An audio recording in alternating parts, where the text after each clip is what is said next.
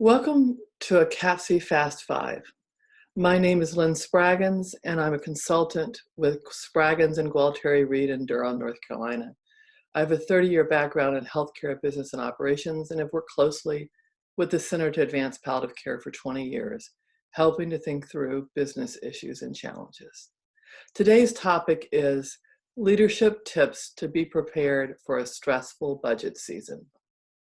This is important because the COVID crisis creates significant disruption to current health system business revenue and uncertainty about future operations and funding sources. This will increase anxiety and short-term coping actions by finance and leadership. We want to be proactive and flexible and show respect for the seriousness of their dilemma. It is their role to show stewardship and ensure enterprise financial health so others can care for patients. So tip 1 is simply don't be surprised. This is their job. It's not a fun one. Be kind. Ask what they are most worried about, what goals they need to meet, and what they need from you. This will help you respond and plan constructively. Tip 2, learn from your team. Dig deep into their joys and fears, collect stories and examples, identify surprise successes and new collaborators that have appeared during the COVID work. How can this help you streamline or improve work? What are the gaps that frustrate your team because they result in substandard care or missed opportunities? These can all help you identify viable options, whether you are in a steady state situation, a growth pattern now, or even if you're having to pull back. Can you shift towards more telemedicine and have that expand your impact without new staff? Do you have new collaborators who can help you get the work done?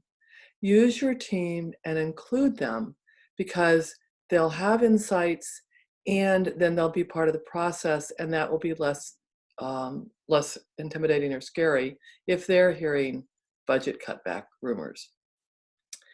Tip 3, develop options. Build out several viable options for the best use of available resources and be able to connect the dots between the effort and the impact. Choice has a way of changing the conversation constructively. Tip 4, be proactive.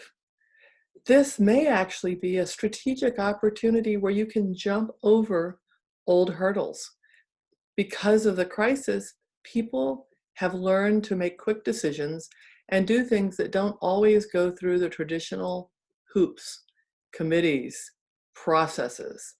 So consider things you've thought about before, but were not able to pull forward because of the process. Think about the needs and the timing and whether this is actually an opportunity to jump forward with things that matter. This could be about providing services in a new setting, expanding the training of others, using your team members differently, working with new collaborators, or an opportunity to reach out successfully for philanthropic support. Think outside the box. What do you want to be able to do differently in the future? And in closing, expect this to be an unusual budget year. Roll with it. Have some humor and some forgiveness. Given the essential nature of palliative care, be ready for opportunities to break through and be patient with the process and the people. Be supportive and transparent with your team. And please visit www.capc.org for additional resources and for opportunities to sign up for virtual office hours and have dialogue with your colleagues and other faculty on topics of interest. Thank you for your work.